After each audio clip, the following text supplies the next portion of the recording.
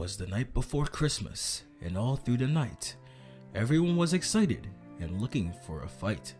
The party got started. It was a time for Christmas cheer.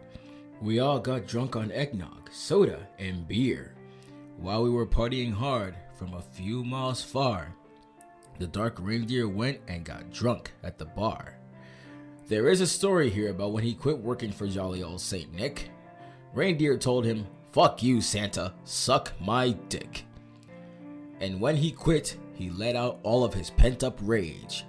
He felt like he was a slave, stuck in a cage. Santa sent out all of his other reindeer to, quote, deck his halls. First came Rudolph, but the dark reindeer kicked him right in the balls. Rudolph, with his nose so bright, he really put up quite a fight. After his nose went from red to black and blue, the dark reindeer knew exactly what he had to do. On Dasher, on Dancer, on Prancer and Vixen, one by one he punched and kicked them. On Comet, on Cupid, on Donner and Blitzen, he grabbed a whip and right across the face he whipped them. All the other reindeer were knocked unconscious, but as for Cupid, he got beaten up so hard that he looked really fucking stupid. And that's how he went from a former slave to a fighter. That night he returned to the Shadow Entertainment Complex for an all-nighter. The party continued, but everyone was bored, except for the Heartthrob sisters, who acted like whores. Ashley Rain and Madison Reed came to the party in style, while Rhett Diamond got the ride of his life from Lindsay Wild. Lindsay was wild, but Samantha was wilder. Tempers flared, but whose was milder? At a Christmas party, this was something we've never seen. Two attractive women fighting over the quintessential sex machine. Crashing through the door in a one-horse open sleigh, the Shadow Reader arrived. We all said, "No fucking way!" While we rejoiced in the arrival of the king, we heard a few knocks later and the doorbell began to ring. As soon as we answered, down on the floor went our jaws, for it was the one and only Santa Claus. He came in feeling rather violent and pissed. He was sure to put everyone on the naughty list. Santa looked extremely different from his usual phase.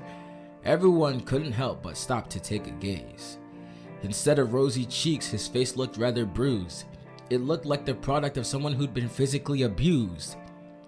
His jolly old beard had been shaved off with a razor. He had been tortured endlessly, courtesy of Luna and Shadow Blazer, the latter who previously set Santa's workshop on fire. She was clearly filled with hatred, spite, and vengeful desire. All of us began to grow extremely concerned, for we had thought Christmas had officially crashed and burned. Rebel Shadow, instead of going on his usual tirade of offensive slurs, had felt rather melancholy and completely deterred. And what was it that was making Rebel feel the blues? It was a serious headline from Eyewitness News. It said Christmas is cancelled. That was quite a surprise, for everyone had gathered round and opened their eyes. The fans in the crowd whom had prepared for the Christmas show had felt completely let down until one man firmly said, "No!"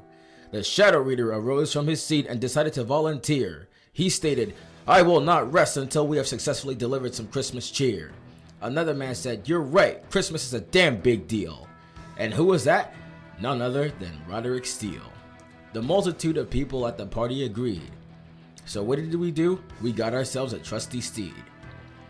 If you thought it was a dark reindeer, my goodness, you're wrong. It was an individual whom we had not seen for so long. Out comes Lunaris Proctor, looking quite majestic and royal. We know for a fact to Reader they'd forever remain loyal. The dark reindeer had taken a moment to reflect and realize, and came forward to Santa Claus and proceeded to apologize. They both reconciled. Reindeer was no longer a quitter. Both of their lives were no longer in the shitter. A few minutes later, this time we had 3 steeds, all of which being members of the same creed. On Reindeer, on Lunaris, on Blazer we ride. This experience left us feeling alive and amplified. What were we doing when we were working the night shift? We had spent the night delivering gifts. In the state of Nevada, in the city of Reno, a kid got a replica of the mask of El Asesino. Then we go to Miami, where a kid got a shirt from Paz Kazami. A look of joy filled his face as he showed it to his daddy and mommy. Another dude in Dallas, Texas asked for something quite silly, and that was to get his ass kicked by Badass Billy. Los Angeles, California is where we lay our next scene, as a guy got a costume that resembled the one worn by Fiend. Making our way down to Boston, the kids could hear the music, for we gave the kids action figures of their hometown hero, Big Dick Busick. After that, we went to Raleigh, and when kids opened the door, they instantly fainted when they came across Sir Horror. The really naughty kids got their asses kicked by world champion Big Dunk, and shortly after got their faces sprayed by a skunk. Seth the Incubus and Imtan, the icon of sin, had ultimately declared the night a massive win. For most of the night, around and round the world we went. We did Santa Claus a favor, it was time well spent. By the end of the night, Duncan got to score with Luna, while Busick was eating face first with a plate full of salad and tuna. Call it hell, call it heaven. Some positive news came on Channel 7. They did a report about us, so fearless and brave. And the headline had now read, "Christmas is saved." The dark author sat down and began to write about how his life will forever be changed by this night. As the final chapter of our story began its start, that feeling of hatred that resided in Blazer began to disappear from her heart. Badass Billy and Rebel Shadow rode like kings, for Blazer began to spread her wings. A feeling of pride and joy came over us after this long battle. That adrenaline rush had returned to Rebel Shadow. We arrived at the arena safe and sound, and the fans felt like thunder was shaking the ground. They were all so hyped and extremely excited. To a Christmas spectacle they had all been invited. Despite the freezing cold and the excess snow, we kept the people entertained. What a hell of a show! Our usual package of sex, violence, slurs, and cussing had left the fans saying, "Did you see last night's show? That shit was bussin'."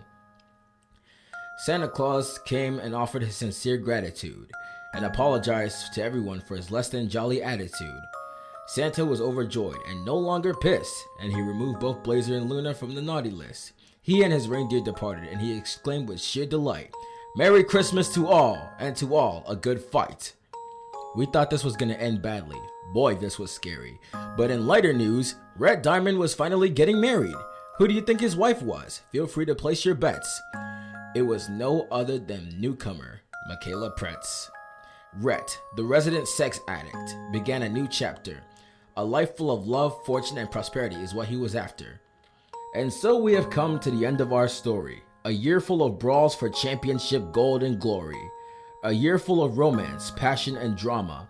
And endless action, violence, and blunt force trauma.